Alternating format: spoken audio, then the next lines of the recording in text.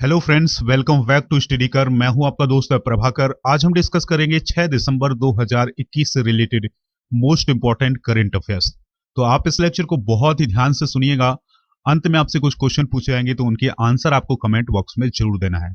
दोस्तों, यह जो डेली करंट अफेयर्स की सीरीज है, यह आपके हर एक एग्जाम के लिए बहुत इंपॉर्टेंट है। तो आप इसके नोट्स बनाइएगा जिससे आप इसका रिवीजन कर सके। अगर आपको इसका पीडीएफ चाहिए तो हमारे टेलीग्राम चैनल को ज्वाइन कर लीजिएगा, जिसका लिंक आपको डिस्क्रिप्शन बॉक्स में मिल जाएगा।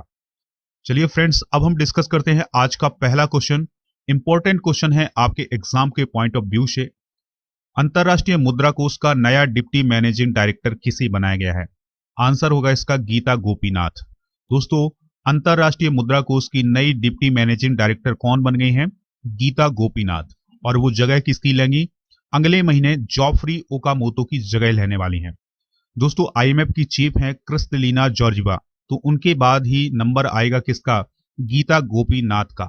यानी अंतरराष्ट्रीय मुद्रा कोष में जो आईएमएफ की चीफ हैं क्रिस्टलिना जॉर्जिवा, उनके बाद नंबर किसका होगा? गीता गोपीनाथ का। यानी दोस्तों, हम ये कह सकते हैं कि अंतरराष्ट्रीय मुद्रा कोष में गीता गोपीनाथ की जो पोजीशन होगी वो होगी सेकेंड पोजीशन। ऐसा पहली बार हो रहा है कि जब किसी अंतरराष्ट्रीय संस्था के शीर्ष 2 पदों पर महिलाएं बैठी हों। दोस्तों, आईएमएफ का फुल फॉर्म क्या होता है? International monetary fund. हेडक्वार्टर कहां है? वाशिंगटन डीसी में, जो कि अमेरिका में है। स्थापना हुई थी जुलाई 1944 को। इसके निदेशक कौन है? क्रिस्टीन लेगार्ड, जो कि जर्मनी के हैं। तो यह अपने सदस्य देशों को आर्थिक और तकनीकी सहायता प्रदान करना है। यानी आईएमएफ का काम होता है अपने सदस्य देशों को आर्थिक और तकनीकी सहायता प्रदान करना। अगला क्वेश्चन है, हाल ही में असम गवर्नमेंट के द्वारा राज्य का सर्वोच्च नागरिक सम्मान असम वैभव किससे प्रदान किया गया है? बहुत ही इंपॉर्टेंट क्वेश्चन है। आंसर होगा इसका रतन टाटा। दोस्तों, उद्योगपति हैं रतन टाटा, तो उन्हें असम सरकार के द्वारा असम वैभव सम्मान दिया गया है। अब उन्हें यह सम्मान क्यों दिया गया है तो ध्यान से सुनिएगा। रतन टाटा को यह सम्मान उनके असम में कैंसर से पीड़ित लोगों की मदद करने के लिए दिया गया है। यानी दोस्तों, जो रतन टाटा का ट्रस्ट है, टाटा ट्रस्ट, उसके द्वारा साल 2018 में असम में 19 कैंसर केयर यूनिट स्थापित की गई थी, जिसके माध्यम से कैंसर पीड़ितों की सहायता की जा रही है असम में रतन टाटा के द्वारा। दोस्तों, असम की बात आई है, चीफ मिनिस्टर हैं हेमंत बिश्वा शर्मा, राज्यपाल हैं जगदीश मुखी। अगला क्वेश्चन है, हाल ही में कैबिनेट समिति ने भारत पर्यटन विकास निगम का नया चेयरमैन किसे नियुक्त किया है? आंसर होगा इसका संबित पात्रा। दोस्तों, बीजेपी के नेता है और बीजेपी के प्रवक्ता हैं संबित पात्रा। तो अब वो केंद्रीय कैबिनेट की नियुक्ति समिति के द्वारा भारत पर्यटन विकास निगम के अध्यक्ष बनाए गए हैं। इससे पहले संबित पात्रा साल 2017 में तेल और प्राकृतिक गैस निगम, जिसे हम ओएनजीसी के नाम से जानते हैं, उसके बोर्ड के आधिकारिक निदेशक के रूप में भी काम कर चुके हैं। दोस्तों, हाल ही में कुछ महत्वपूर्ण नियुक्तियां हुई हैं, तो उनको भी आप ध्यान से सुनिएगा। ट्विटर के नए सीईओ कौन बने हैं? पराग अग्रवाल। केंद्रीय अप्रत्यक्ष कर और सीमा शुल्क बोर्ड के अध्यक्ष कौन बने हैं? विवेक जौहरी। हीरो मोटर कार्प के गैर कार्यकारी निदेशक कौन बने हैं? रजनीश कुमार। भारतीय पर्वतारोहण फाउंडेशन के चेयरमैन कौन बनी है? तो उनका नाम है हर्षवंती बिष्ट। अगला क्वेश्चन है, हॉर्नबिल महोत्सव, जिसे हम हॉर्नबिल फेस्टिवल के नाम से भी जानते हैं, किस स्टेट में मनाया गया है? आंसर होगा इसका नागालैंड। दोस्तों, नागालैंड में हर साल 1 से लेकर के 10 दिसंबर तक हॉर्नबिल फेस्टिवल मनाया जाता है। इसका आयोजन नागालैंड की सरकार के द्वारा नागा हेरिटेज विलेज में किया जाता है। दोस्तों, इस उत्सव का नाम भारतीय पक्षी ग्रेट हॉर्नबिल के नाम पर रखा गया है। इस महोत्सव को मनाने का जो मुख्य उद्देश्य है वो है नागालैंड की परंपराओं, उनके कल्चर और उनकी विरासत की रक्षा करना और उन्हें पुनर्जीवित करना। दोस्तों, बात आई है नागालैंड की, तो कैपिटल है कोहिमा। राज्यपाल है कौन? जगदीश मुखी। दोस्तों, याद रखिएगा कि जगदीश मुखी असम के भी गवर्नर हैं और दोस्तों नागालैंड के, तो याद रखना है कि नागालैंड का उन्हें एडिशनल चार्ज दिया गया है। चीफ मिनिस्टर कौन है यहाँ के? नेफ्यू रियो हैं। अगला क्वेश्चन है, भारतीय नौसेना, जिसे हम इंडियन नेवी के नाम से जानते हैं, 2021 कब मनाया गया? आंसर है इसका 4 दिसंबर को। दोस्तों, नौसेना के द्वारा उसके अचीवमेंट का जश्न मनाने के लिए हर साल 4 दिसंबर को नेशनल नेवी डे मनाया जाता है। 2021 की थीम जरूर याद रखिएगा। 2021 की थीम है गोल्डन विक्ट्री ईयर। क्या है दोस्तों? Golden victory year. Golden victory year 1971 में हुए भारत पाकिस्तान युद्ध में भारत की जीत के 50 साल होने का सिंबल है। यानी दोस्तों जो इसकी थीम है 2021 की गोल्डन विक्ट्री ईयर, ये इस बात का प्रतीक है कि 1971 में जो भारत और पाकिस्तान का युद्ध हुआ था उसमें जो भारत की जीत मिली थी, अब उसके 50 साल पूरे हो गए हैं। वर्तमान में नौसेना प्रमुख कौन है? Admiral R Hari Kumar.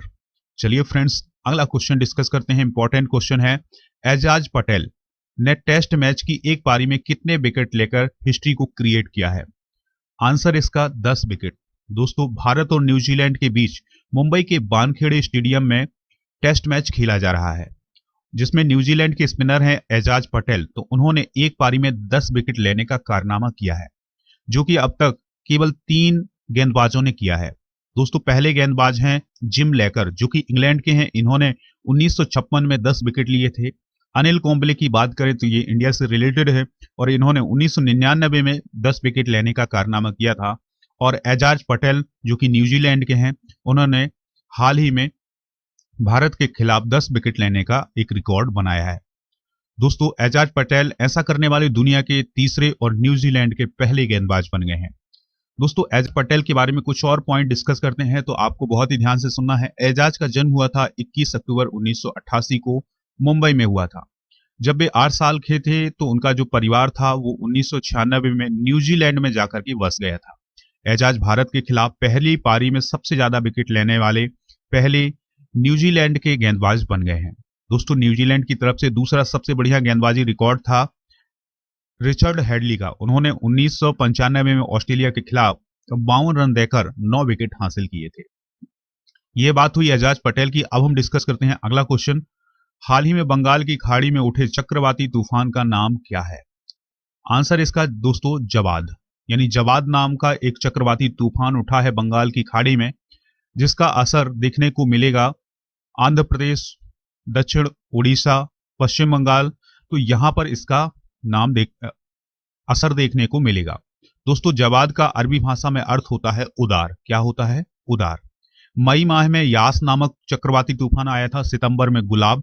और दोस्तों जो जवाद है ये इस साल का तीसरा पूर्वी तट की ओर बढ़ने वाला चक्रवात है। अगला क्वेश्चन है, ध्यान से सुनिएगा। किस देश के विद्वान और सांस्कृतिक कार्यकर्ता प्रोफेसर रफीकुल इस्लाम का हाल ही में निधन हो गया है? तो दोस्तों रफीकुल इस्लाम का संबंध है बांग्लादेश से। बांग्लादेश के विद्वान हैं और सांस्कृतिक कार्यकर्ता है प्रोफेसर रफीकुल इस्लाम। तो उनका हाल ही में निधन हो गया है। उन्होंने 1952 में भाषा आंदोलन में सक्रिय रूप से भाग लिया था और उन्हें 2018 में सरकार के द्वारा राष्ट्रीय प्रोफेसर बनाया गया था। तो दोस्तों याद रखना है कि जो रफीकुल रहमान है उनका संबंध किस देश से है? बांग्लादेश से है। अब आपको बांग्लादेश के प्राइम मिनिस्टर का नाम बताना है, बांग्लादेश के जो प्रेसिडेंट हैं उनका भी नाम बताना है। कमेंट बॉक्स में जरूर बताइएगा दोस्तों। अब हम जीके से रिलेटेड कुछ इंपॉर्टेंट क्वेश्चन डिस्कस करते हैं, तो ध्यान से सुनिएगा। पहला क्वेश्चन है, क्षेत्रफल की दृष्टि से विश्व का 5वां सबसे बड़ा देश कौन सा है? आंसर इसका ब्राजील। दोस्तों लाडोगा झील किस कंट्री में स्थित है? आंसर इसका रसिया में। हिंदुस्तान पेट्रोलियम कॉरपोरेशन लिमिटेड का हेडक्वार्टर कहां है? मुंबई में है। सलाल जल विद्युत परियोजना किस स्टेट और किस नदी पर है? तो जम्मू कश्मीर में है। दोस्तों नर्मदा नदी का उद्गम स्थल कहां है? अमरकंटक में है। चंबल, कैन, बेतवा किस नदी की महत्वपूर्ण सहायक नदियां हैं? यह यमुना नदी की सहायक नदियां हैं। दोस्तों चंबल, कैन, बेतवा ये सभी मध्य प्रदेश की भी नदियां हैं। पश्चिमी घाट और पूर्वी घाट पर्वत श्रेणियां किस पर्वत श्रेणी पर मिलती हैं? आंसर इसका पालनी पर्वत श्रेणी पर। चलिए फ्रेंड्स अब हम वो क्वेश्चन डिस्कस करते हैं जिनके आंसर आपको कमेंट बॉक्स में देना है। तो पहला क्वेश्चन है, ध्यान से सुनिएगा। अंतरराष्ट्रीय मुद्रा कोष का हेडक्वार्टर कहां है? दूसरा है, असम के चीफ मिनिस्टर कौन है? ट्विटर के नए सीईओ कौन बने हैं? और नागालैंड के चीफ मिनिस्टर वर्तमान में कौन है? तो इन सभी प्रश्नों के जवाब आप कमेंट बॉक्स में जरूर दीजिएगा।